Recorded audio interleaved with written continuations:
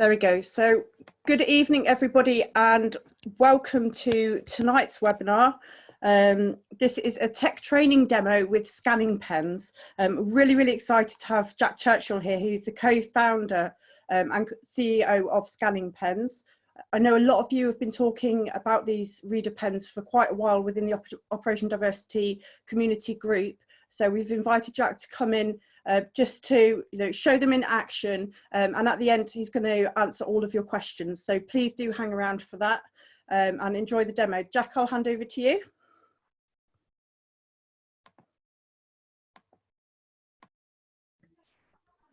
Hello, thanks very much, Sarah. I presume if there's any technical issues and you can't hear me along the way, Sarah will jump in and help me. I have to admit, this is my first Facebook Live webinar or recording, so I'm quite excited about it, but also a little bit apprehensive. So you need to be nice to me, I think. So yeah, my name's Jack Church. I'm the co-founder and CEO of Scanning Pens. We make and develop portable devices for reading aloud. So to give people, both children and adults, independence to read on their own.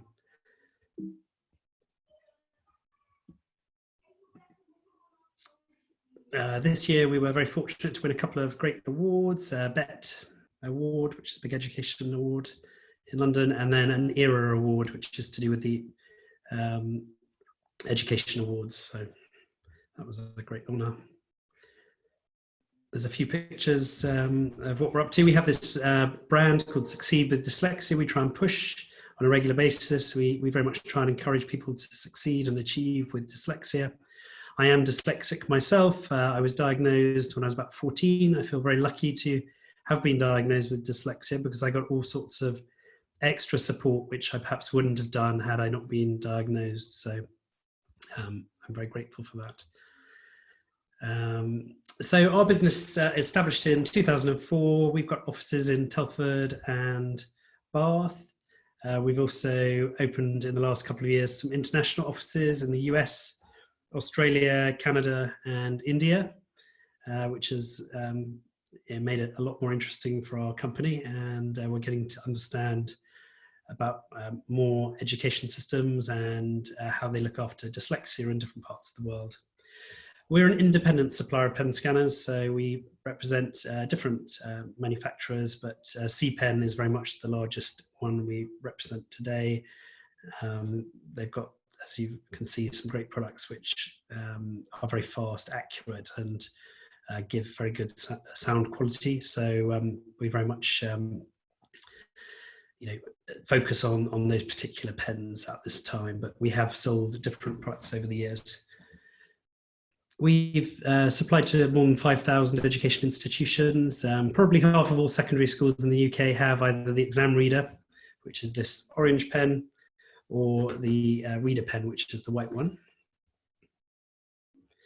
We recently, as we've done quite a bit of research and studies about the pens, and some of them give some very nice results that show that people have really benefited from the use of the pens over a period of time. I'm going to start by just showing a couple of videos to you.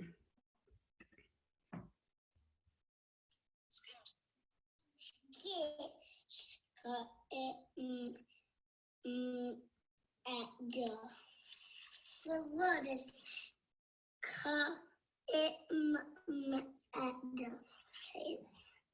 skimmed along over the treetop. This is my summer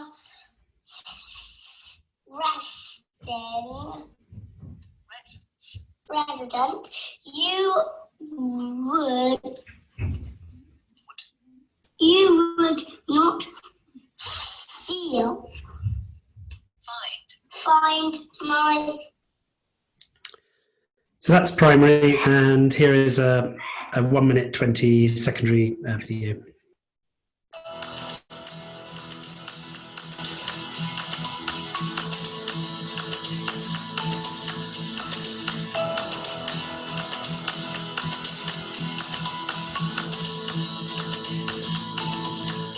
are a number of students who already said to me, I'm not going to be putting my hand up in the exam. I'd be too embarrassed to do that. So obviously by giving them the opportunity to use the pen in the exams, certainly in the mock exams, the children came back and they said, that's fantastic. I felt really independent, felt really confident. From my point of view, I get really frustrated when I've done all these access arrangements for the students and they can have use of the reader, but if they don't have their one-to-one reader, they often won't ask in an example, even though we'll try various ways of small alerting. We have a number of pens within school, and if we know that a student might want to access one in the exam, it's just on the desk ready, and it's their choice of whether they want to use it or not, so they haven't got to ask for it. It's no additional barrier to looking like they're different. They're just sat in the exam hall with everybody else. It's there if they want it. One of the students that I work with, the issues that he has, he rushes everything. Since he started using the pen, I think his words to me, it's just like a miracle man. Actually gave an enormous amount of confidence, and he actually came out singing from a couple of exams and said, that was so much better because I could use the pen. I would have been sat there, I wouldn't know how to say the words, so that would have been a struggle for me. Just missing out words in a sentence and then losing me marks. So yeah, I've definitely just been so much better since using the pen. Finding the funding was another issue, but my boss balanced up the costing against teaching assistants and having readers for exams.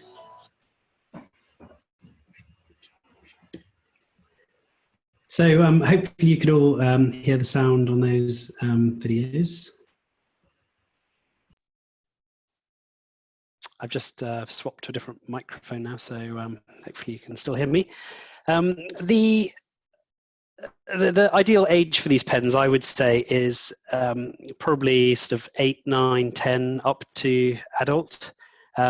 Whilst you saw a very young person using the pen who's aged 6, you know, I would say typically it's 8, 9, 10-year-olds who start making use of this kind of technology up until adults. So there's quite a lot of people used in the workplace and in other environments like universities, etc.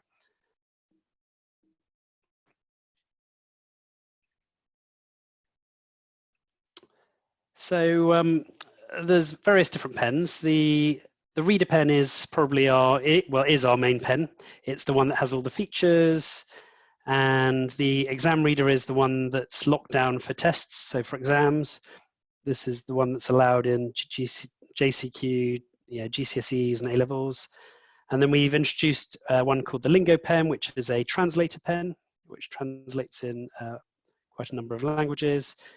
And then the Connect Pen, you can see there on the right, that's a Bluetooth connected device. So you would connect that up to an iPad or a computer or a phone, and it scans straight in. These first two are really the reading pen family of devices. This is a translator, and then this is sort of a totally different type of pen, which just scans via Bluetooth straight across to another device. And doing that, you could either be doing research, capturing data, or you could be translating using Google Translate, or you could be hearing the words aloud with text-to-speech installed on your computer. The pens are all battery operated, so totally portable. They instantly read a word, line of text, or paragraph aloud. And the dictionaries, there's a number on board actually. There are about 240,000 definitions, so you can look up the meanings of words. In the last year, actually, we've added on the Oxford Primary Dictionary, which is a much simpler dictionary, more straightforward than the Collin's Dictionary, which is a bit more complicated. And that's been really well received, actually. The fact you can scan over the word cat and it says a fluffy household pet with whiskers and a tail that chases mice is a great advantage now for people trying to understand and English language. So the pens are great for people with dyslexia, partially sighted. Perhaps you need to be able to see the line of text. So if they can't see the line of text, then this may not be for them, but some partially sighted people can benefit. English as a second language is another big area. People are trying to acquire English and pronunciation, etc. And then also learners of English. So that's really all of us, I guess, who are out there learning to get better at English and learning new words. We think we're a sort of a mid-tech company, which means our technology is sophisticated but easy to use. So there's no real setup. You turn the pen on and the children or adults are reading within a few minutes on their own. The great thing about this is you're not relying on another human to sit next to you to support you. You can actually do it on your own. And a lot of people are particularly young people, are very good with technology and gadgets, and this can really give them a new sort of energy with their reading. There's no Wi-Fi requirements, so you can use this device anywhere, whether that be on the bus, which you might not be doing much of at the moment, or whether you're in your back garden, you can be sitting with a book. As a company, we think reading books and handouts and paperwork is going to be around for quite some time. It's really important that people still have access to all these amazing resources that are around us in our homes and schools, and our ReaderPen just gives you that access to read those words and access those books on your own. I generally say the pen is more for someone to pick out words or paragraphs or lines of text and hear them aloud. But obviously, if you can't read at all, then this pen could be used for reading letters or small amounts of text in your everyday life. And I will come on to a bit of a demo later on. The pens all have built-in rechargeable battery, so it can be used anywhere, any time. There's about an 8-hour battery life, so on constant use. I know someone was about to probably put in a question asking that, so I hope I've answered that. We like to think that the pen is sort of quite distraction-free. So, if you use a tablet or smartphone, I certainly have got young kids, and that they are very rarely doing the educational apps that I've paid good money for and that are installed on their devices. They very quickly get distracted and do other things. So the wonderful thing about these pens is there's no games, there's no social media, there's no email, there's no chat, as it were. So they can just get on with the task at hand of reading the book. And if they're like me, dyslexic, they probably get quite easily distracted too. So being able to focus on a book with a device like this can be quite rewarding at the end of the day. There's a dictionary, as I mentioned before, so you can instantly look up the words and definitions. This last line was about how the American Heart Foundation, they've recommended that teenagers have 2 hours screen time per day.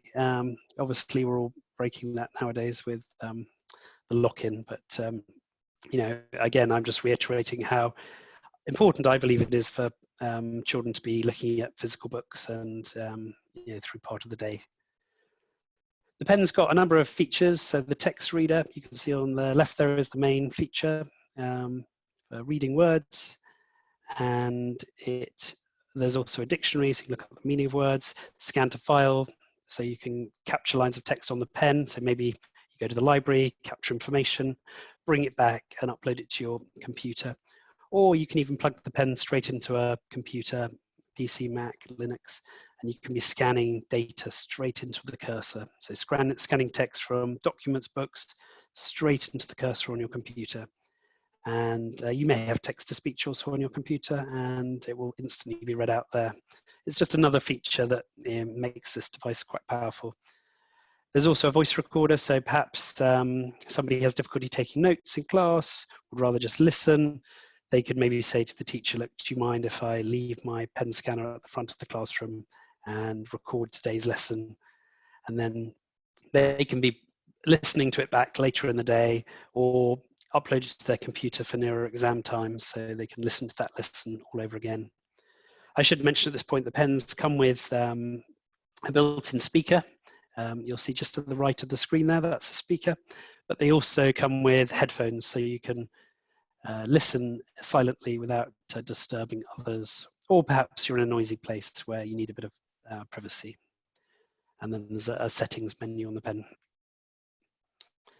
I'm not going to read all of these out to you. I might just mention a couple of them. 39% of pupils leaving primary school with a reading age below 11. So that's really quite sad that young children heading into their secondary school don't have the right reading age. So we need to encourage them to do more reading. and boost their confidence in any way we can. So enable students to access age-relevant text. So the pens can be used on all sorts of different printed materials. You need quite clear, the clearer the font, the better. They need to be quite a good print size. I think it's 6 to 22 size font, but the website will probably tell you the perfect number if I've got that wrong. But you can scan over those words and hear it aloud straight away. So it also allows people to expand their vocabulary. They can explore words they perhaps haven't come across before. As we saw that first video, that child was scanning over some words that they weren't familiar with. I think it was residence, and when he heard the word, he knew what it was, so he could carry on reading.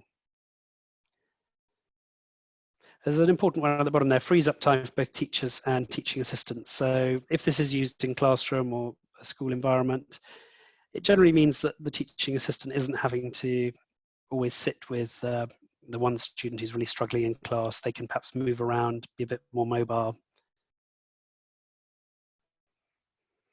We've, in the last year, we've actually hired a Senko, a wonderful lady called Julia, and she has been putting together a whole load of resources for us. So we're trying to be as helpful as possible to primary and secondary school teachers and parents by providing as much information as possible that can help them firstly get going with the pens. So we have this thing called an implementation guide now, which comes with all sorts of useful information. And there's even, for any of you teachers out there, there's even letters.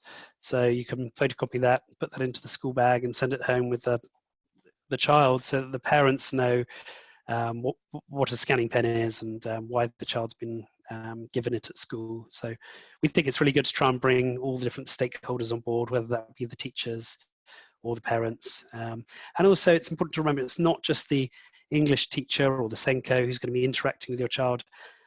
Your child may be brilliant at maths, but if he or she struggles with reading the questions, then they're going to struggle with answering those questions. So we believe it's really important within a school environment for the other teachers who teach your child to be aware that you're using a pen to support you with your reading, and for them to remind you from time to time, oh, are you still using your pen for supporting you with your reading? Have you got it with you today? Is it charged? Are you using it? So this literacy passport you can see on the right here, this is a recent document we've created, which or booklet. It allows the student to transfer between classes and for all the teachers to be aware what the student's up to, what different types of assistive technology they might be using. And also it could be used for passing on from between primary and secondary school. So that's giving the young people the information that then passes to the secondary school, and the teachers there can then have a look and see what you've been using and see what's helped you. The wonderful Julia, who I mentioned again, she has created some resources for us, which are activity sheets, and they help children to get going with the pens and make it fun. Word searches and puzzles. You can use these pens in so many different ways. It staggers me that the number of different people. Some teachers make up Jenga sets with different words on the side and get the children to scan over the words and try and build puzzles. Or there's lots you can do with the pens. They're very adaptive. So this is just some tips on how to use the pen. So some people who might get the pen for the first time, they may hold it like this or like that.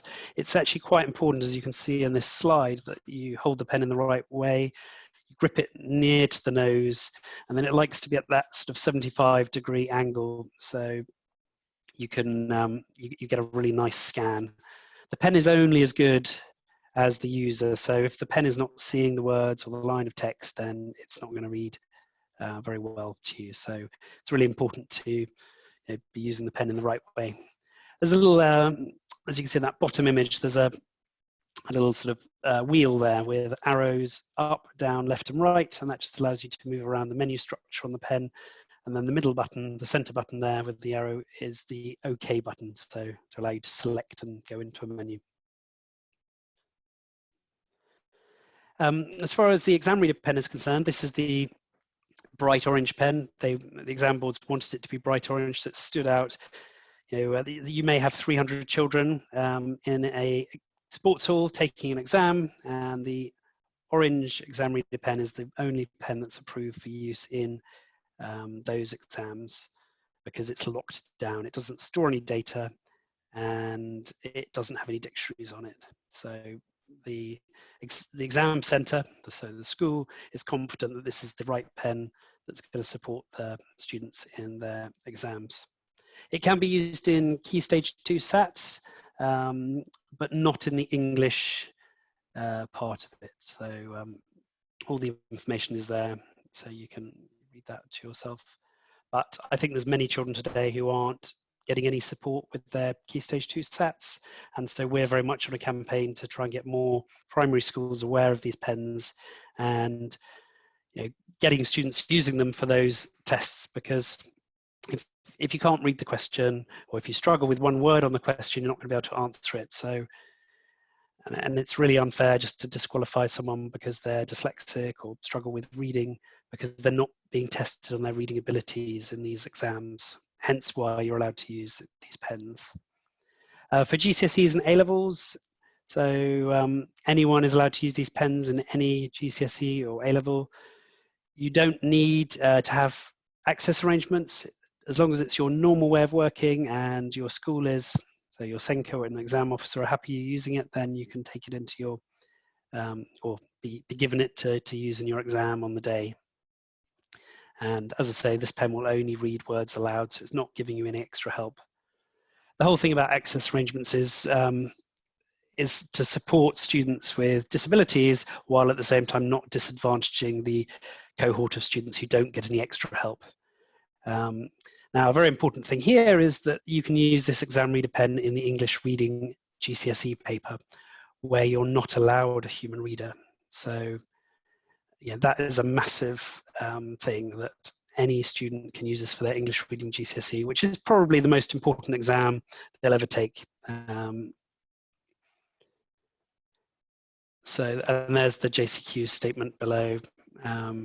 They've actually got a whole page on this pen in their handbook.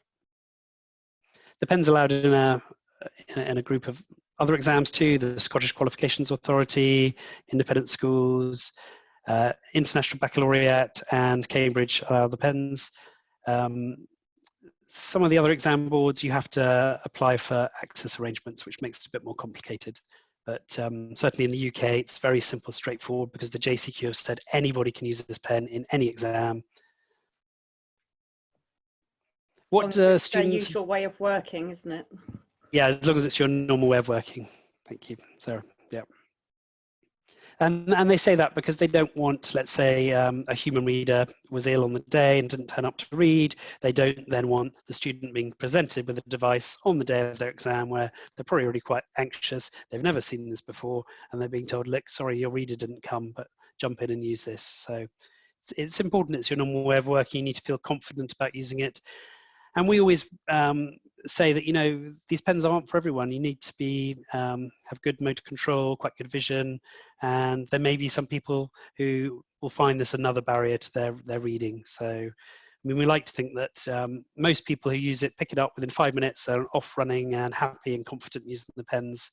But it's very important to match the appropriate assistive technology to the student. One thing is not fit for everyone all the time. There's just a few quotes here which you might be able to read, but a few I highlighted was, when I got the ReaderPen, I realized I could read bigger books like all my classmates. The one down the bottom here, the ReaderPen has given the students more independence, and they are no longer heavily reliant on adult support. I'll tell you, the exam boards, the reason they allowed the pens to be used was twofold. One, they had so many students struggling with reading that the schools couldn't cope, and some other schools had more than 50 children taking one exam who needed help with reading, and so they would petition to the JCQ, who are like the umbrella group looking after exams, and say, hey, we need more help because we don't have enough rooms, we don't have enough human readers. But the most important thing is that the exam boards realize that these young people are going to go into the workplace one day. And if we've always read to them, then they're never going to be able to manage particularly well on their own in the workplace. So I've been to some universities recently, and I've met students who have had a human reader for 15, 16 years. And they're very intelligent, smart people, obviously, because they're at university, but they may have difficulties when they go into the workplace because they haven't adapted to taking on new technology. So a lot of these universities are now trying to actively encourage more primaries to start embracing assistive technology so that the students, as they come through, will be more confident and managing on their own. So this is my last slide. I'm going to just flick across and change my microphone so that I can show you a quick demo of the pens. And then if you want to be asking any questions, just fire them in on the chat and Sarah will be picking up on them.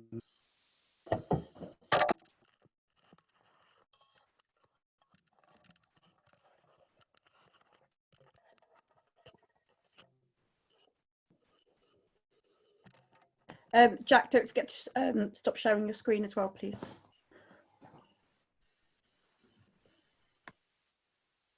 Okay, hopefully that's good. Yes, brilliant, thank you. Thank you for the reminder. I have just turned the pen on using this little red button here. Hopefully you can all see this image, or sorry, this pen coming through on your computer. And the first thing you see when you turn the pen on is the menu structure. So you've got text reader, dictionary, scan to file, recorder, and settings.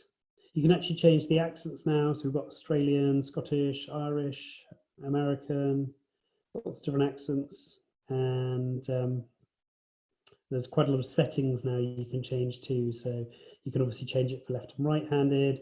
You can add a word pause in if you want to slow down the processing of the sound. But let me just scan, maybe I'll just do one word to begin with. Walnut. Walnut. And you can make the word bigger by holding down the OK button in the middle. Now I'm interested in knowing what the meaning of that word is, so I can press menu and now go into definition. Hang on 1 second, let me just select the, just going to change the dictionary. So this is the OPD now.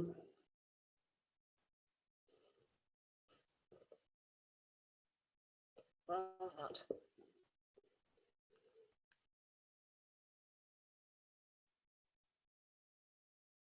Oh.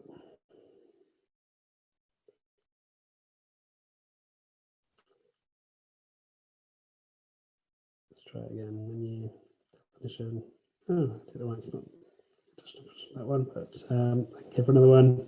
So maybe leaf. Leaf.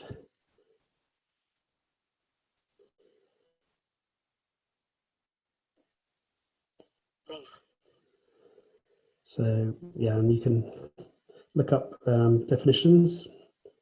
Nuttering. Nuttering. I don't know why it's not showing definitions today. Try again. Shell. Oh, there we go. Shell. Shell-less hail noun 1. The hard protective outer case of a mollusk or crustacean. Cowrie shells. The technique of carving shell. The thin outer covering of an animal's egg. There we go. And then back to text reader. Now, a question people often ask is, can it do more than one word? Or so obviously you can do a whole line of text. So I can run the pen along the line of text. She pulled the walnut from her pocket. It had left quite a... So that's the main feature of this pen, is to quickly hear those words. When you hear them aloud, you know what you're hearing, usually. Now, if I go and scan the next line, bruised against her hip during her tumble down the mountain. so it's read that second line to me, but if I want to have both lines read out, I just move to the right and I press the OK button. She pulled the walnut from her pocket. It had left quite a bruise against her hip during her tumble down the mountain. So there you go, you can see that the sentence is being read out to you. And so different people use it in different ways. Some people use it just for picking out individual lines of text. Some people use it for hearing whole paragraphs read to them.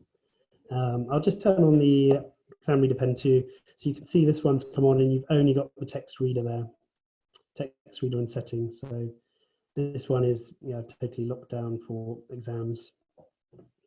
And then this is the brown lingo pen with lots of different dictionaries on. So if anyone's interested in translating, this is the pen. Great, well that kind of brings us to an end my half an hour presentation to you, and I think we might now have some questions.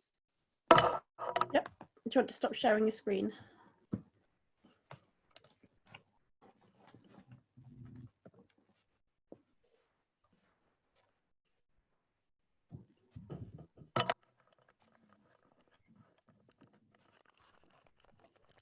Let's see you. There you are. There we go. Yep, and you're on the right way round. All good. Okay, so we do have a few questions for you. The first question we have is from Alex, and he said, how do these pens compare to the WisCon ones? As the last one he had from DSA, sorry, he had the last one from DSA, but on it's on its last leg, so hopes Access to Work will fund a new one. Yeah, so WisCon was the first company actually we started working with some 16 years ago. They're a fantastic company based out in Israel. They, alas, haven't developed any new products for a few years. So the WisCon reading pen is a product that was probably developed around 20 years ago. So around the same time that, I guess, smartphones and all these sort of things were coming out. So it was quite clever technology for its day, but today the C Pen family of pens are far more advanced, and so some of those DSA assessors they need to probably do a little bit more CPD and get up to date with what the latest technologies are out there. Lovely, thank you. My recommendation.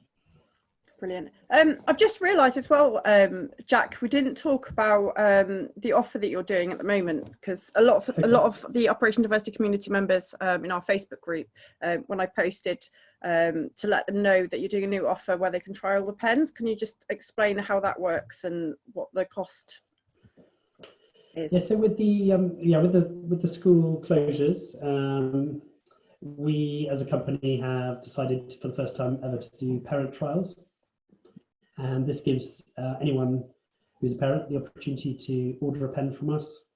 We've got a trial form you can complete on our website, and which I think Sarah will share with you soon. It's already, the link's in the live feed already.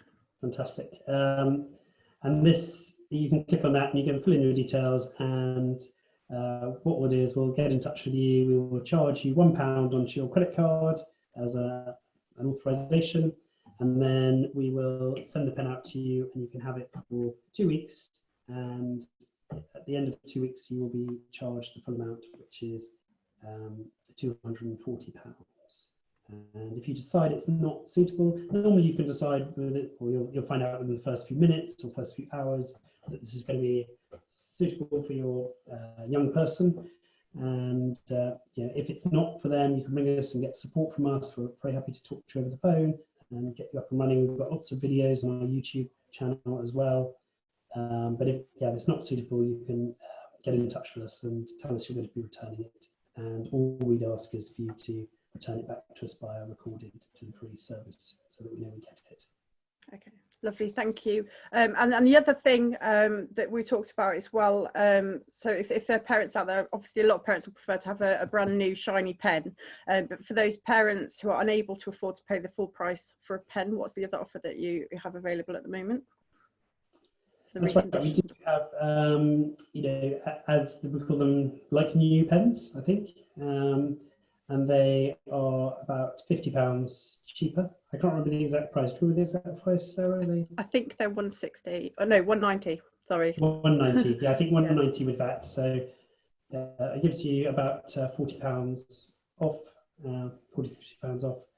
And those are pens we've sent out to schools, or for whatever reason they decided that they didn't have the budget or decided they didn't want, so they've sent them back to us.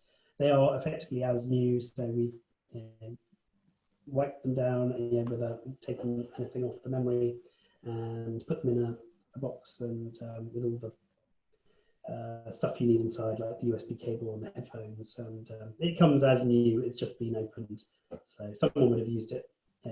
I think that's quite an important point as well. Quite a lot of parents ask us, they don't want their children to stand out.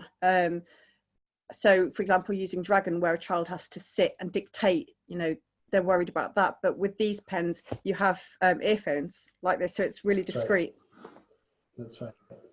Yeah. Okay. And you can also use the pen. Actually, since you've mentioned Dragon, you can actually use the ReaderPen. You can record audio onto it, make notes onto it, and then upload it into your Dragon software on your computer too. So a lot of these assistive technologies tie into each other, which is quite clever.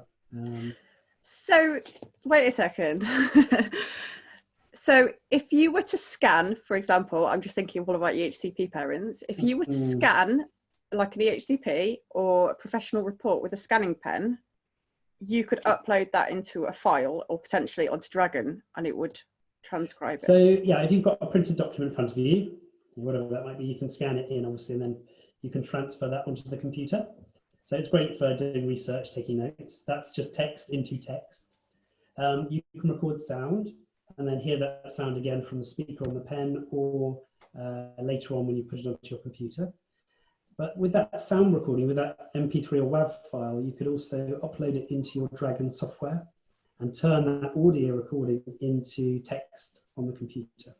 Oh my God, that would save hours. Yeah, I mean, I just don't use Dragon myself, but it's quite a popular assistive technology. And yeah, this is just one of many ways of capturing sound, I guess. It's a bit of an extra feature on the pen, just to give you something else that might be useful. So when if you were to scan, say you wanted to scan a chapter or, a book even, you'd scan it on the pen, and would it save it as a text file or an audio file? So you could listen to it. If you're scanning text, it saves it as .txt, so as a text file. If you're scanning audio, you save the sounds as an MP3 or WAV. Gosh, that's amazing. So you could literally, like, if you were trying to process a journal or, anything, depending on your age, you could record it, and then, like, if you're on the bus or walking around, you could just listen to it. Wow, that's amazing. Yep. Awesome. Okay, so next question we have. We got a ReaderPen last week from school after I saw your company at a local dyslexic show. Look forward to see the independence to learning it brings for GCSEs. So it's not a question, but it's good feedback. Okay. I think that is that Sam? Yeah. Penny. No, Penny. Thank you, Penny. When we I think it was last Christmas or Christmas before, I did a post about scanning pens, and quite a lot of people ordered them. I think it was like nearly 60 pens we ordered for Christmas presents for children, and so many people commented like it was just nice to have their children be able to go and sit on their beds quietly and read.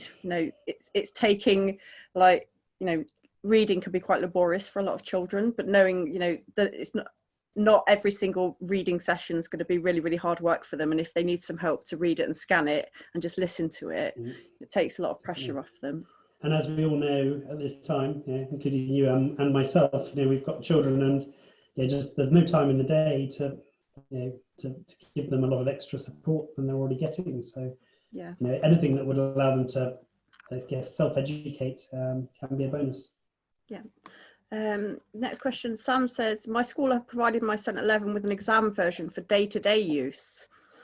Would you advise that the normal white version is better for day-to-day use? And what are the pros versus the cons between the two pens? Well, I did kind of run through the differences in the pens earlier. I mean, this orange one just reads aloud to you. It doesn't really do anything else. It does read in a number of more languages than this one, but this pen will do the text-to-speech perfectly. So don't be upset that your child's been sent home or with an exam reader pen. Or if in an ideal world, the parents would have these pens, and the school would have these for exams. But the schools are supposed to provide the exam pens. So hopefully, if it is the usual way of working, you can get them to get one. And scanning pens do actually do a pack of 10 pens for schools. don't you? It's 10 pens in a case for the school exams. And schools get a discount if they buy 5 or more pens, and they get a free carry case, and we offer free support to them. Yeah, but don't be upset that you've got this orange. They both read aloud, and if that's the main thing you want your child to do is to read aloud, then yeah. I often say the white one's the bells and whistles one. That's right. Because it's got all of the extra features, the dictionary, and the exam pens don't have the memory on it, do they? They don't have any memory on them. No. So yeah, they both read aloud, so that's the predominant feature. I mean, you will find some schools will say, "Oh, we don't have any budget to buy them," but as soon as you start questioning them on how much they spend on exams, on human readers and rooms, and pulling teachers out of other classrooms, then in fact we've got a calculator on our website which allows a school to calculate how much money they will save over 3 years by introducing these pens. And also they're going to raise the grades of the students in the school, because more children are going to get the grades that they deserve. It's so unfair today that there aren't, more children don't get supported with their exams with reading the questions, because, as I said, if you can't read the question, you can't answer it. And just because you're dyslexic, you shouldn't be sidelined, marginalised. And your English GCSE is your most important exam of your life, and it's a pressurised day anyway. And if you struggle with reading the questions, it must be very tough. Yeah, and if you are ever told that your child wouldn't qualify, then you've heard it from Jack, you've heard it from me. There's no requirement for you to score. The JCQ exam access arrangements, they do assessments, reasonable adjustment assessments for exams, but any student, regardless of whether they're neurodivergent or not, are allowed to use these pens, providing it's their usual way of working. So make sure you're clear about that. I've posted a link in the video to the JCQ regulations, so go and have a look at that, download it. As Jack said, there's the whole section on scanning pens. If you do need to get your big girl pants on and go in there and advocate and say, look, it says here black and white, we're allowed to use these, then do so, because it just takes so much pressure off. And especially if you have auditory processing difficulties, just having that secondary source of input, because sometimes when you skim read something, it doesn't necessarily all go in. So if you're listening to the instruction and reading it at the same time, it just makes it so less definitely challenging. And in the States they use this phrase called multimodal, which is basically the highlighting of the word as it's reading aloud to you. So a number of things are going on there, and some people will tell you about audiobooks and all the rest, and audiobooks are great, don't get me wrong, but if you're actually looking at the text and hearing it aloud at the same time, that is going to sink in more than if you're just listening to the sound while walking around, as it were. Yeah, sometimes I do that and I listen to something, and by the time I finish doing what I'm doing, I realise I've missed half of the recording because I was focusing on what I was doing and not the recording. So it definitely helps to have both of those options there. There's a college near me, and I live down in Wiltshire, and there's a college down there, and they had 2 students who'd failed their functional maths twice. And they were then given the exam reader pen, and both the students passed the next time, because they were then able to decode the words on the page. And often the pen is not, is just there as a prop, a bit of extra support. They may not even use it in their exam, but if they need to use it, they just pick it up, scan over the word, hear it aloud. And the great thing about the pen is the students are back in the main exam hall. They're not being put in a separate room. It can be quite awkward for students to be separated from their peer group and be put in a separate room. And you may know your person who's coming to read to you today, or you may not know them. They may have an accent that you're not familiar with, and there can be all sorts of things that might smell funny. If you have, then I'm just thinking, I've done a fair bit of moderation, but it's or invigilating, should I say, when you have sensory issues and you're already in an anxious state, going into an exam, and you have somebody come in, they might be wearing a strong aftershave, you've already got all of the shuffling and everything going around you, clock's ticking, there's a lot there going on. So just having that the pen and your paper, it's a lot less overwhelming. And I think it's easy to think about ourselves taking an exam, but actually these are teenagers who have got, perhaps it's more complex for them. They're more self-conscious, and they might think, oh, gosh, I've asked this person next to me 3 times to read this to me. Can I really ask them again? And just to be fair, some children would love to have a human reader. It's the Rolls Royce perhaps at the end of the day. So, it's really horses for courses. Some like to have the independence, be back in the main exam hall, but there'll be some students who'll get the human reader. And you made the point earlier that actually, if you've gone and had your reading assessment for accommodations, if you didn't quite qualify, maybe you read quite well on that day of your assessment, and they're like, oh no, sorry, you don't get accommodations, then you're off on your own taking your exam without any support. So the fact this can be used by anyone in any exam totally levels the playing field, because, and maybe it's just one subject, maybe it's just science or geography that you struggle with. This might be the exam that you need to have this device to support you with. Can I say as well, the other thing I hear a lot from teachers in particular, they will say, well, we're not going to give them this because we need them to be independent. We need them to learn how to do this independently. And actually it has the opposite effect, because it switches them off from reading. It makes it too hard. There's too much pressure. By allowing children to use scanning pens, yes, you can still read with them, and you can practice their reading, and you can practice their blending and work on their phonics and all of that other stuff. Phonics isn't for everyone. Sometimes actually having a scanning pen there to reinforce and give them that confidence and to help cement, with repetition we learn. So through having that, it's almost like a safety blanket. Children don't have to use the scanning pen on every word or every sentence, but when they get stuck, just knowing that they can actually just click and check, that it is the right word, or if, as Jack showed earlier, if you don't understand the meaning of a word, they can just check on that without having to come and ask a parent or the teacher. Yeah, we would always recommend a toolbox approach. So you should be using text-to-speech on your iPad or your computer and stuff as well. And this is just another support. But as I alluded to earlier on, this is quite nice in a way, because they can be away from the screen for a period of time, doing some reading on their own. And even without the lockdown that's currently happening, us parents are pretty busy anyway, getting dinner ready or doing what we need to do.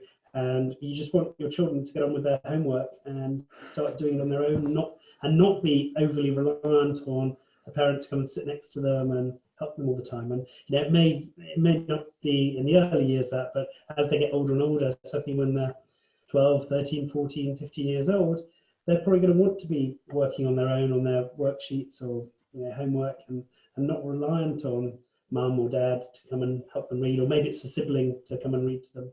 Yeah. Can the pen be used for both left and right-handers? Yes, so in the settings here, you can go into, I don't know if you can see that, but you can go into settings, select left, right-handed, go left-handed, and the screen goes upside down. So now it can be used by a left-handed person. And you can either push the pen or you can pull it, and it's clever enough to know which direction it's going in. So it won't read it backwards, it will read it in the right direction. That's great, thank you. Where and how do you charge the pen? So yeah, the pen comes with a, I've got one right here, a USB cable. So it's pretty standard micro USB cable.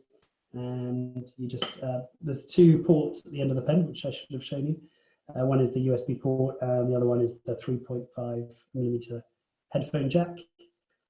But we quite like the fact it's wired headphone, because it's very reliable and constant, and there's always headphones about anyway, and you can use them with your own headphones. You don't just have to use the ones that come with the pen. And there's also, I didn't show you before, there's a trigger on the end of the pen here, so when you press the trigger, the light comes on. So that's what keeps the text that you're going to be doing scanning. And if there are children who do have hearing impairments,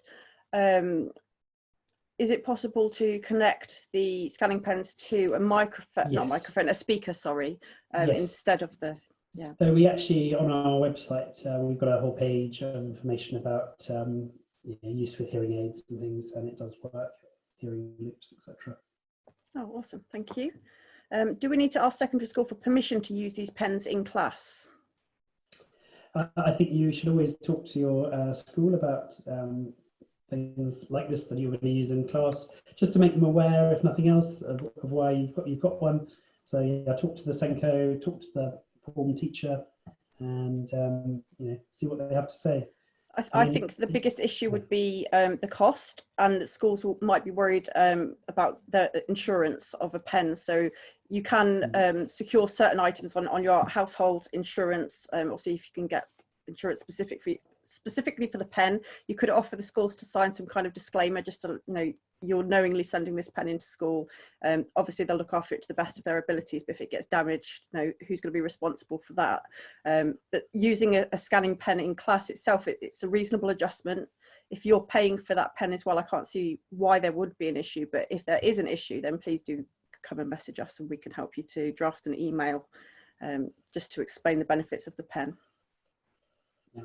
I mean, the pens are in half of all secondary schools and a growing number of primaries and universities now too. So, you know, I would always suggest going to ask if they've got them, and if they haven't got them, you know, we also offer a school 30-day trial too, so the schools can, you know, order them and try them out, see how they get on.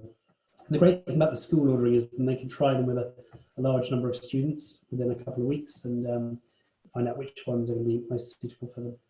And some schools get the pens using pupil premium funding, but also exam departments within schools have got pots of money they can spend on things. Yeah. So Lucy says, are these pens suitable for university students? Which you did cover that a little bit, didn't you, earlier?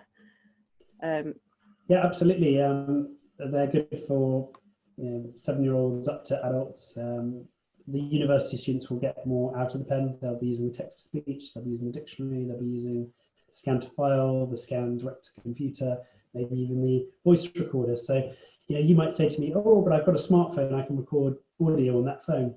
You might not want to leave your smartphone at the front of the lecture hall, but you might be happy to leave your white pen scanner.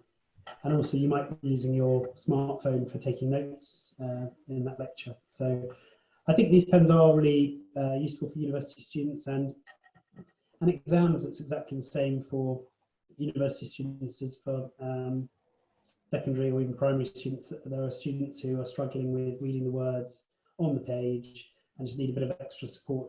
And at university, the language gets, you know, markedly more complicated. So, and you can't take your smartphone or iPad into an exam with you. But a lot of students, I mean, my husband's 34. Yeah, 35, sorry. And he's just finishing he went back to university to finish his final year of his degree, and he was given a scanning pen. Unfortunately, everyone went into lockdown, and he's still waiting for all of his tech, but he was excited about using this because it's one of those things. He struggles with background noise and everything else that's going on around him, so being able to sit in the library or when he's doing his coursework and listen to the sounds was brilliant. And I mean, I was never given a reading pen whilst I was at university, but I've since trialled one with my son who's younger, and I could really see the benefits of it. And they're so discreet, and with headphones on, no one's going to know what you're doing, so you don't need to worry about, you know, looking out of place. If you're even worried about that, at the end of the day, you know, it's a little gadget. People at university are a lot more mature, and so many people are using technology for all sorts of things, so it's definitely worth trying. And these newer pens, they say that they look like something that might come from Apple or something kind of Samsung. You know, they're quite nicely designed, so that they look good. Because, you know, image is important for young people, and they want to have something that, you know, doesn't stand out. And you'll have to have a whole range of special cases designed, Jack. Different colours and personalised cases like you can get for phones. That would be quite cool. Okay. Okay, how long is this special offer on for?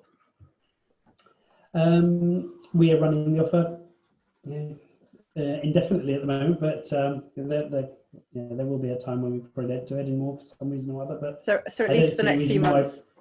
Yeah, I think for the rest of this year will certainly be on, but yeah, it could change at any point. But we've got no plans to. Yeah, it's actually going really well. The parent offer, we've had a lot of parents take us up on them. Quite a lot of parents even working in the NHS whose children, you know, are needing more support to study on their own and things, and they've been buying pens. it just gives you the chance to try it out with your child, you know, without risking anything. So. Okay, next question. So we did cover this earlier. What age of the child is the best? Sorry, what age of the child is best used for, please? I have a 9-year-old. Who would this be age appropriate? I think, I mean, 6-year-olds can hold the pen because you need big enough hands to be able to hold the pen. But I think, you know, I've got a 6-year-old and he struggles with reading, and you know, no one's even talking about providing him with, you know, support at his age. But I think by the time you get to 8, 9, 10 years old, the parents, the school are all thinking, okay, let's try and give this student a bit of a boost. Let's give them some extra support. Okay, what can we be offering them so that they can, you know, get extra, you know, text to speech or extra reading supports? And so I would say around, you know, 9, 10, 11 is, you know, probably a sweet spot for people getting these pens. Yeah. But it's by no means a limitation. And if you've got younger children who are struggling with reading and, you know, want to read and proactively want to get stuck into books but just can't because their ability isn't good enough, then it might be worth trying it with them anyway. Jack, I was just thinking when you said about he's only 6 and they're not really doing anything, Operation Diversity specifically help parents to ensure that their children's needs are identified and met. So I think that we should have a chat about the not doing anything just because he's 6, because that's not supposed to be happening. Well, no, he is reading, but you just would. I think what I kind of mean is you wouldn't expect him to be like that confident with reading. So yeah, we can see he's getting it. He's growing in confidence regularly, or every day. But you know, he's still not as good as, you know, my older children. So. Maybe need some more specific targeted intervention to help with that. Okay, and it's next. really good to the younger age as possible for, you know, identification is obviously the best with dyslexia. So yeah, and dyslexia, honestly, the amount of people that's saying, you know, my local authority don't recognise dyslexia, they don't accept dyslexia, it's not a proper disability. It is, and if your child's diagnosed dyslexic or even suspected to be dyslexic, then the school should be implemented a graduated approach of that assess, plan, do, review. It's a cycle of implementing support, reviewing, assessing, you know, trying different things. And that's for when they start school. So, you know, whatever your child is telling you, whatever you feel as a parent, you know, trust your gut. If you're not a member of Operation Diversity Community, we've got a free Facebook group. We've got the Operation Diversity Academy membership site. Please do come and join, because this is the sort of things that we do every single day to help parents to make sure the children's needs are met. So next question. Oh, I think I asked you that one before. Scan to file. Yeah. Yeah, so it was asking about how you scan it, whether it goes into a file or text, but you did answer that earlier, didn't you? When you're scanning a document, it goes on the computer as audio or as a text file, depending on the setting that you use. Yeah. Fonts, so it doesn't scan handwriting, but does it scan more fonts than Times New Roman? Because a few people have said, you know, that it can only be used for like Times New Roman, the typical exam paper fonts. Do you know how many fonts it scans? It does do quite a wide range of fonts. Where it does struggle is if the printout is poorly printed. So if it's a poorly printed newspaper, let's say, and you can see text bleeding through from behind, or if the font is quite cursive, so like handwriting in a way, or flowery and stuff. Or, you know, sometimes you might see speech bubbles, and I don't know, some of those Tom Gates books, which are brilliant. You know, it's the way they're written, they might not be ideal for, because some of the letters are written in like blocks and 3D. The dyslexia font. So yeah, it works on most standard fonts, I would say. But you know, I think it's important to people to know that this pen isn't always going to be 100% perfect, and it's very much a tool at the end of the day. And it's quite good for the students to understand the limitations. Oh, it won't scan in a poster on a wall, and it won't do handwriting, and they quickly learn what it can do and what it can't do. And hey, and maybe if there's a few things it can't read, it'll give them an opportunity to still speak to their parents from time to time. Just practice the angle at 75 degrees. I think the key thing. Talking of which, so Alex is asking, will the pen read through coloured overlays? I'm thinking that you'd need to print it onto colour so it's more accessible anyway than an overlay and scan it. Would it scan through a plastic overlay? I do have some coloured overlays. I can see them from here. They're still in their packet over there. It depends. Sometimes the reflection back from something that's very glossy, the light might reflect back into the camera, so it might not see, but I would just recommend just trying it out and seeing how you get on. These pens, the previous WisCom pens, they used to have a red light and they would only scan really black and white text. These pens now have a white light, and that means they can scan any different coloured text, which is really important. The only time that different colours might slip up is when there's not enough contrast. So if you've got like a light blue and then a slightly darker blue text on top of it, then it may have difficulty differentiating the background from the foreground. Yeah. The other thing I was going to say as well, with genuine Erlen overlays from the Erlen Institute, the lenses overlays come with a glossy and a matte side. So you could try, obviously when you're reading, some people prefer it glossy, but if you were scanning, perhaps you could try flipping it over onto the matte side to see if that helped.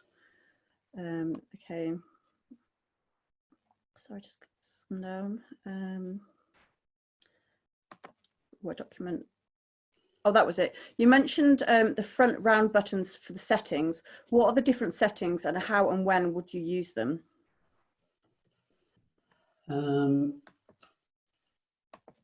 So what settings have we got? We've got menu language. So this pen, for example, works in, I think it's about 8 different languages. So you can go and change the language of the pen from English to French to Spanish to German to Italian. So this allows people with different from different languages to be able to use the pen. You've got talking menu, so if people with visual disabilities, they can hear the menu read aloud. A left-right-handed brightness, you choose brightness. Auto shutdown, so you can change it to shut down after 20 minutes or 1 hour. And you can reset the pen. There's volume. Adding mode is quite important. So this allows you to decide whether you're going to be on append or replace. So if you are a better reader, you might set it on to replace, so that after each scan, it clears the screen and you can then scan again. Whereas if you have it set to append, that means it's adding on. So you saw earlier on I scanned in a couple of lines. You have to have it on append mode if you want to scan in 2 lines or a whole paragraph or a whole page and then have it all read back to you. So that's quite an important feature actually. Can I just expand on that? So one of the things I've seen is people think that you can only read 1 word or 1 line, but I know obviously you can read a word, a line, a paragraph, paragraph, a page, a whole book, or more than a book, can't you? What is the maximum storage? So, because people don't realise this, you could actually potentially scan an entire book onto the pen, can't you? Yeah, so you can just keep scanning in if you want to. And I was picked up actually at an American conference recently. I said to a young person who had one of the pens, I said, oh, this is really just for reading lines of text or paragraphs. It's not really for reading a whole book. And he said, well, I've read two Shakespeare books and I've read quite a lot of the Bible using the pen. And I was like, wow, okay, maybe I should stop saying that it's not really designed for reading a whole book. But everyone is different, and that's the great thing about assistive technology. So you can have a book reader out, you can have a audio book or a pen scanner. They're all different and they can all help you in different ways, and whoever you are, there's something out there which will support you. And even if it's not a scanning pen, there's lots of great technology available, and a lot of it, well, some of it is even built into your computer and you can access. Yeah, I was going to say, we on the Operation Diversity YouTube channel, I've put our video on there. We did a 3-part series with Microsoft, and one of them was on free reading tools, free technology to help with reading and writing. All the 3 series is on the webinar. There's all sorts of different apps, and as Jack said, things that are actually built into your computer and are there right now that you probably haven't even found yet, that can help with, whether it's dictation or screen readers. Yeah. Obviously, that's no use if you need to scan and read a book, but there are other options there for different types of working. A different question, Mary says, are there any improvements being made to the technology of the pen? Excuse me a second.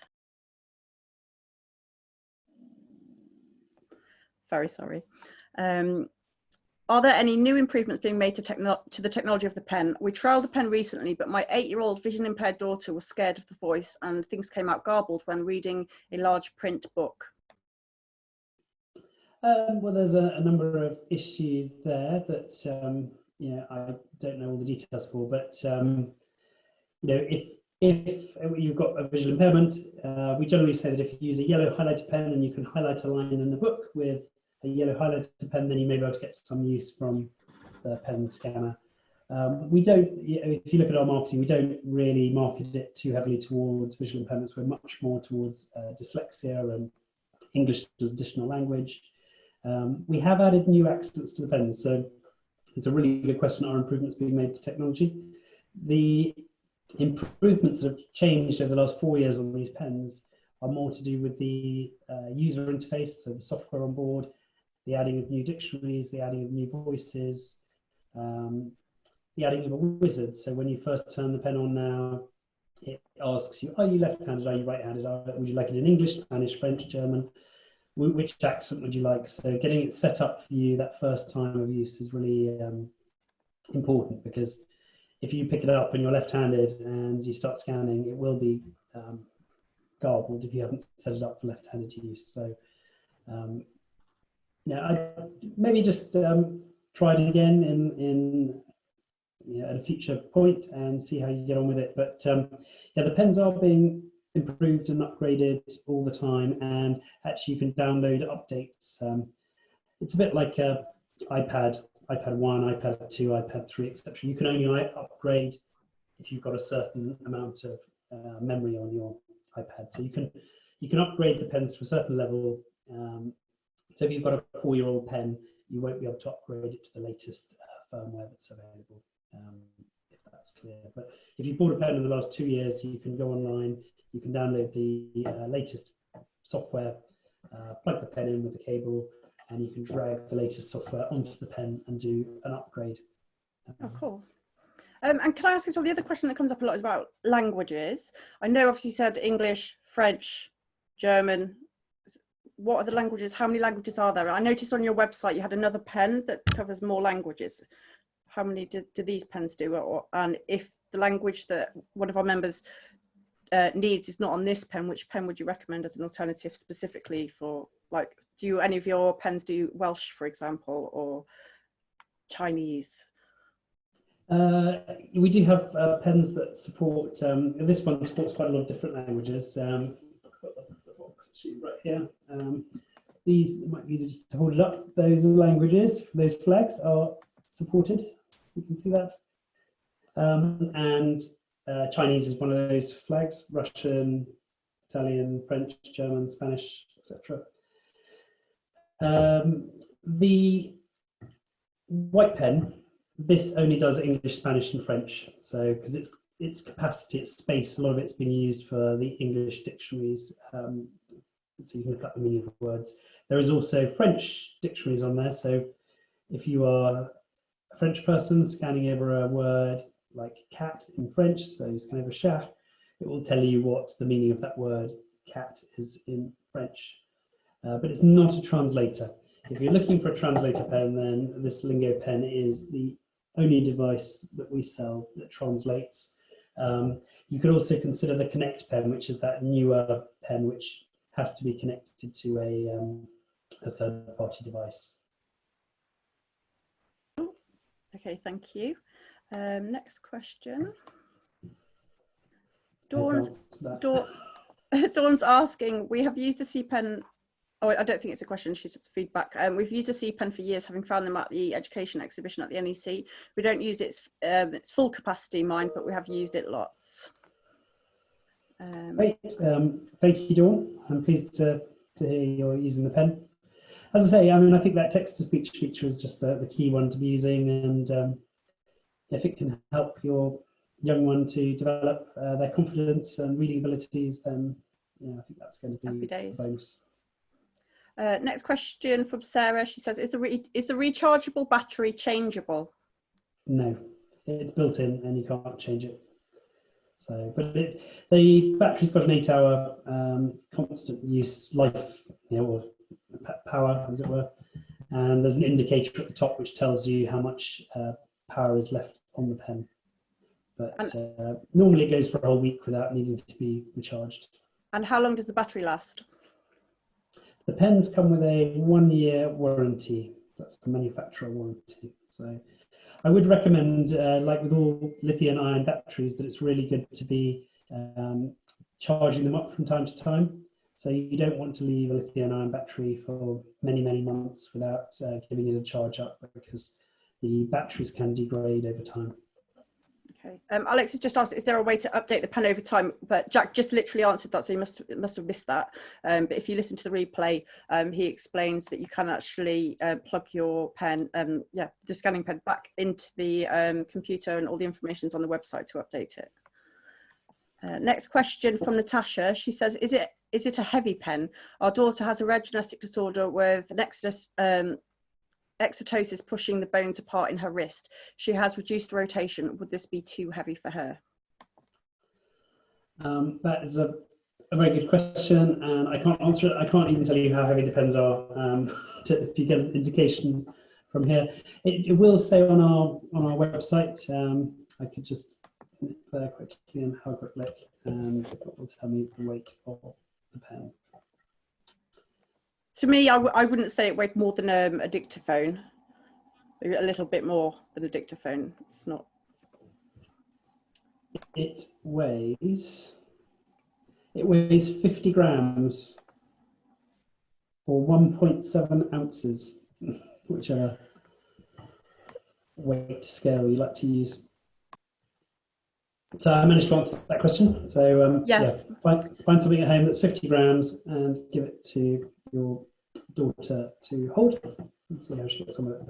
Yeah, and the shape of it as well, like where you could hold something that's 50 grams, but the shape of the pen, the weight is distributed nicely across the wrist. So I mean, you could always try. It's only £1 to trial it. So try it and see how she gets on with it. And if it's not for you, then there's no obligation. You can send it back. It's £1 plus the return postage, is what I would say to you. But yeah, it's really evenly balanced. Some people do use grips, so you can, like plasticine grips, you could put around here to make it easier to hold.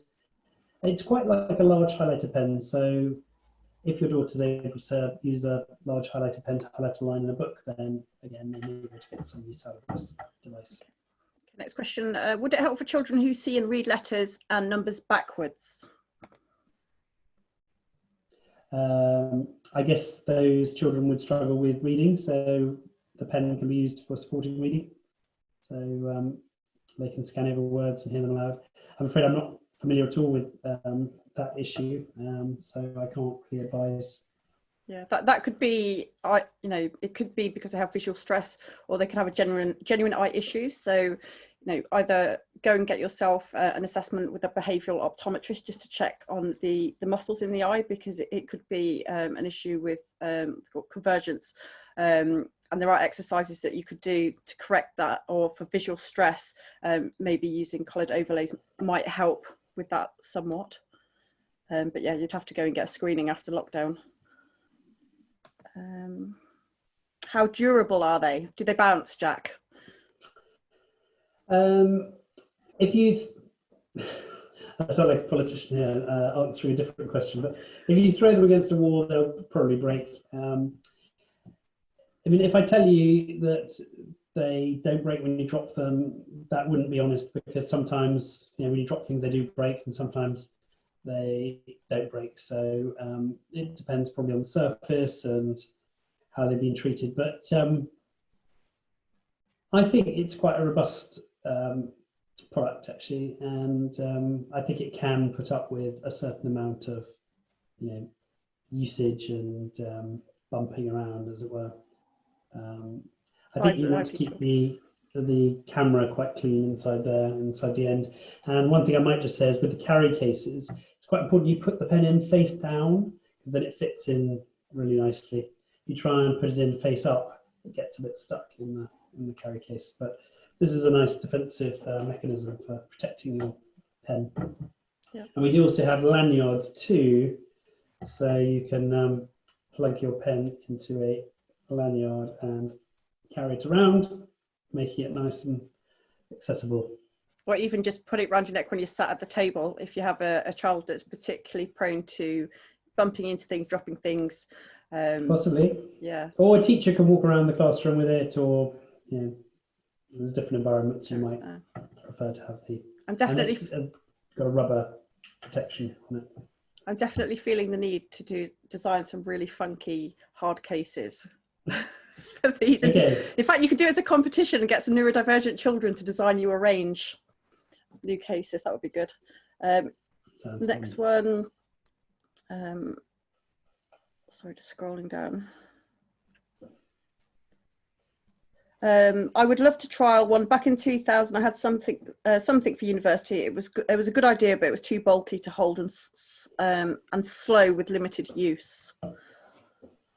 Yeah, they can be quite. Some of the older ones weren't very accurate either, were they? I think we're thinking about the older pens, which were developed about 20 years ago now. They look totally different to this. They are nearly twice the size. They're quite a bit heavier. They use a scanner rather than a camera, so you have to be very accurate. And some teachers have told me that they think this pen is 100 times better than the previous reading pens which were out there, and I can believe it. If you looked at a mobile phone from 20 years ago and looked at one today, they would be 100 times different. And it's the same with all technology, it evolves. Some schools may have the old reading pens, and they should really consider updating them if they've been in the store cupboard for 20 years with those overlays. But they may have only bought them, yeah, good point, but they may have only bought them 3-4 years ago. I mean, the Wiscom pens are now end of life, from my knowledge, so people aren't buying them anymore, which is, I think, a positive thing, because I want people to have good user experiences of these devices. And 20 years ago, those pens were impressive. Even 10 years ago, they were still quite impressive. But now, this kind of technology is so fast, so accurate. You should be getting like a 94-95% accuracy rate from using this pen if you're using it in the right way. So if you're not, if you've got any questions when the pens arrive, give us a call, get in touch, send us an email. We're really happy to help you. Or talk to Sarah here, because she's an experienced user as well. Yeah, I love tech. Everyone, I can always say that. Anything to do with tech, then I'm definitely the person to speak to. The other thing I was going to say, a few people have said, oh, it doesn't scan, but actually when they've sent me pictures of their children using the pens, they're not scanning, it's quite a low angle, and some children naturally, when they're writing, they hunch themselves over, like with the claw, the hands aren't relaxed. So if you get them in a really good position, like our occupational therapist in the Operation Diversity Academy, she's always saying, sit with your feet on the floor, sit straight on in the table, comfortably seating, and make sure that you're relaxed and you have that space there, because not only is handwriting going to be painful when you're doing that, but scanning as well, you need to be relaxed so you can actually look at the book, without your nose touching on the the page as you're working. So the position, as we said, 75 degrees, but the other thing that you can do, if you do, when you first get your pens delivered, Jack, you've got a load of videos, haven't you? Are they on your website? They're on our website and our YouTube page, so if you go to scanningpens.co.uk, you can access all the materials. And we've got all these learning resources now too, and implementation guides. So, and we've even got young people. There's I think he's about 11 years old, and he's done some videos about getting started, getting going, and tips. It's really cool. Yeah. Well, but yeah, hold the pen like a pencil. A bit like a pencil. Grip it near the nib, run it along, and you'll do well. Where you run into problems is if you grip it like this, or hold it too far back, and you don't. Like you say, the profile is too low. It likes to be quite a nice pointing up towards the ceiling, not vertical, but just pointing upwards, like you say, 75 degrees. Okay, great. Talking of your young people that are doing it, if any of our Operation Diversity community get these pens, I would absolutely love for you to write something and just let us know how you got on with the pen. If any of your children want to write any blogs or articles, or maybe do us a video of how you get on with it, just so that we can feed back to our other families and let them know the impact that it made. And what was the other thing I was going to ask you? I can't remember what it was. So delivery, what's the turnaround if people say, for example, the link, if you want to order one of these pens, Jack said it's £1 plus postage. Plus the return postage if you decide to return it. So, the return postage. Yeah. What's the And turnaround? that's in the UK. If you live overseas for any reason, the cost will be higher to you probably, because that'll be. So if they click on the link that is in the live in this live video, the link is there. Anyone that's joining us on Zoom, I've put it in the chat box, and I will send it all out to you after this webinar. But if they click on that link and order one, how long does it take roughly for them to receive the pens? Yeah, so our warehouse and everything is up and running, and normally we dispatch within 24 hours of the order being placed. And so you should normally get it 2 or 3 days after ordering. And obviously there are some issues with some couriers due to what's going on at the moment, but I've not heard of anyone complaining that pens are delayed in arriving. I think most people are getting them within a couple of days. So. Yodel. It's always bloody yodel. Okay. Yeah, no. The deliveries are behind, but they're still going, so that's fine. Someone says it took a week. Yeah. On the chat. So. Yeah. Are they VAT exempt? The price is including the VAT, so it's £240 for a new pen and £190 for a like new pen, inclusive. Yeah. So that price includes VAT. Yeah. Okay. I think. Let me just check in the Q&A if there's any more questions that have snuck in there. Do we need to So someone's asked if the 2-week trial is extended if there's a delay on the postage. So yeah, get in touch with us if it hasn't arrived within a few days, and we can extend the trial period. Because they are tracked, aren't they? Yeah, it'll be sent out by a trackable service, and you'll get the tracking number and be able to. Yeah, you'll be able to see that. Okay, so final question for tonight. Is the one above that, do we need to download anything once the pen arrives, or will it be ready to use straight from the box? The pen should have some battery charge in it, and so it should be ready to use straight out of the box. These pens are standalone devices. They never have to be connected to a computer ever again, if you so wish. You only need to connect them up if you ever want to transfer any information from the pen to your computer, or if you want to download an update to the pen. So pens should come with charge, and they should be ready to go.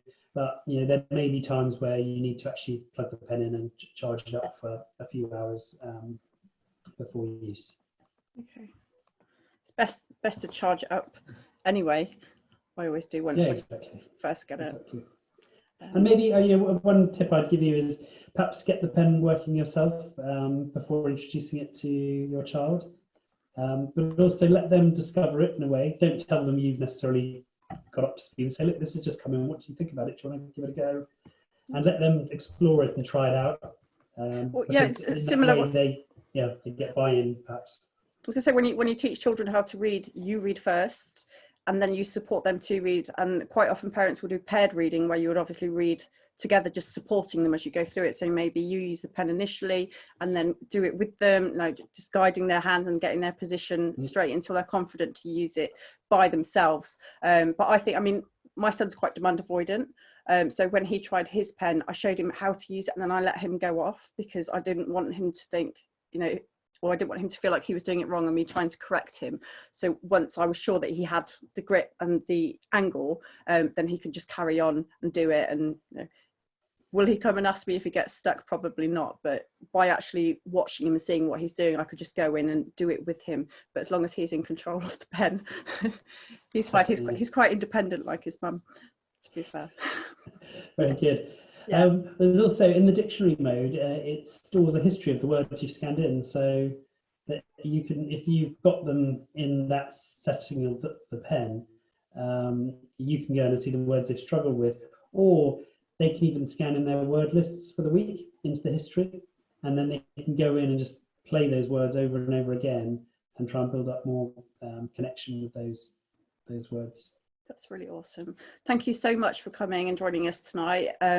We haven't done a tech training demo for quite a while, so this has given me a taste for it again, because I love learning about all this tech, and there's so many people that don't even know that these tools exist. And they're so easy to use. So hopefully, you know, those of you that have joined this might be the first webinar that you've joined in to learn about assistive technology, what they call assistive technology. It's not IT, it's AT, assistive technology. And these pens in particular, as Jack said, they're so easy to use. You know, just order one, try it and see how you get on with it. But if you can use it at school, or even if you just use it for at home, see how you get on. It could very, very well be a game changer. So thank you very much, Jack. Anybody that's watching this on replay, please pop a comment in the comments underneath if you have any follow-up questions, and I will tag Jack to come and answer them for you on the live feed. Any Academy members, if you're watching this on the website, on the YouTube channel, get in touch with either myself or Jack. I will leave the link with the video so that you can sign up for this trial, and also a link to the main page if you wanted to find out about any of their other products as well. And that's it. I will leave you to enjoy the rest of your evening. Hopefully your kids are in bed, and you'll get to breathe calmly and quietly in peace. And if not, then you'll be in my boat, and feel free to send me a message and have a rant, and we'll catch up. All right, everybody, good night. Take care, and thanks very much. Thanks, Sarah.